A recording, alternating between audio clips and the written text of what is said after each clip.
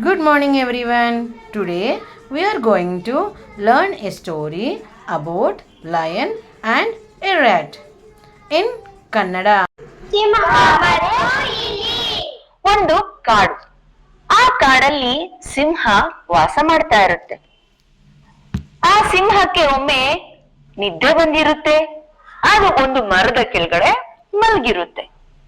ಆ ಮರದ ಬುಡದಲ್ಲಿ ಒಂದು ಬಿಲ ಇರುತ್ತೆ. ಆ ಬಿಲದಲ್ಲಿ ಇಲಿ ವಾಸ ಮಾಡ್ತಾ ಇರುತ್ತೆ. ಮರದ ಬುಡದಲ್ಲಿ ಯಾರು ವಾಸ ಮಾಡ್ತಿದ್ರು? ಮರದ ಕೆಳಗಡೆ ಯಾರು ಮಲಗಿದ್ರು? ಸಿಂಹಕ್ಕೆ ಗಾಢವಾದ ನಿದ್ದೆ ಬಂದಿರುತ್ತೆ. ಇಲಿ ಏನ್ ಮಾಡುತ್ತೆ?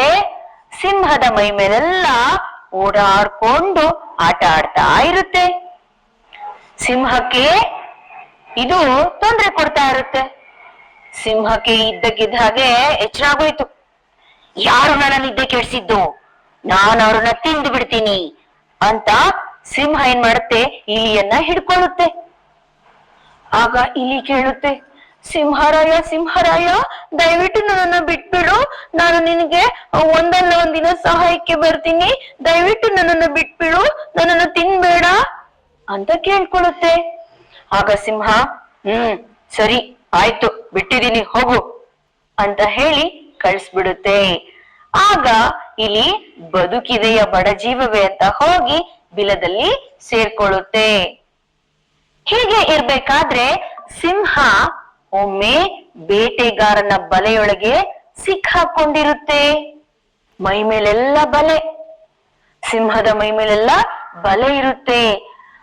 ಹೇಗೆ ತಪ್ಪಿಸ್ಕೊಳ್ಳೋದು ಅಂತ ಸಿಂಹ ಒದ್ದಾಡ್ತಾ ಇರುತ್ತೆ ಬಲೆಯಲ್ಲಿ. ಆಗ ಬಿಲದಲ್ಲಿ ಇದ್ದ ಇಲಿ ಬರುತ್ತೆ. ಬಂದು ಸಿಂಹದ ಮೈ ಮೇಲೆ ಇದ್ದ ಬಲೆಯನ್ನೆಲ್ಲ ಕಚ್ಚಿ ಕಚ್ಚಿ ಕಚ್ಚಿ ಕಚ್ಚಿ ತಿಂದಾಕ್ಬಿಡುತ್ತೆ. ಆಗ ಸಿಂಹ ಬಲೆಯಿಂದ ತಪ್ಪಿಸ್ಕೊಂಡು ಹೊರಗಡೆ ಜೀವ ಉಳಿಸ್ದೆ.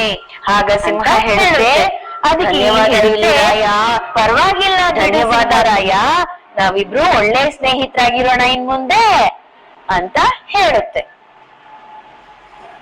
ಇವರಿಬ್ರು ಅವತ್ತಿಂದ ಒಳ್ಳೆಯ ಸ್ನೇಹಿತರಾಗಿ ಇರ್ತಾರೆ. ನೀವು ಕೂಡ ನಿಮ್ಮ ಜೀವನದಲ್ಲಿ ಒಳ್ಳೆಯ ಸ್ನೇಹಿತರನ್ನ ಮಾಡ್ಕೊಳ್ಬೇಕು. ಹಾಗೆ ಕಷ್ಟದಲ್ಲಿರೋರ್ಗೆ ಸಹಾಯ ಮಾಡ್ಬೇಕು. ಆಗ ನಿಮ್ಗೆ ಕಷ್ಟ ಆದಾಗ ಬೇರೆಯವರು ನಿಮ್ಮ ಸಹಾಯಕ್ಕೆ ಬರ್ತಾರೆ. ಒಳ್ಳೆ ಸ್ನೇಹಿತರನ್ನ ಮಾಡ್ಕೋತೀರಾ? ಓಕೆ, ಕಥೆ ಇಷ್ಟ ಆಯ್ತಾ ಮಕ್ಳೇ?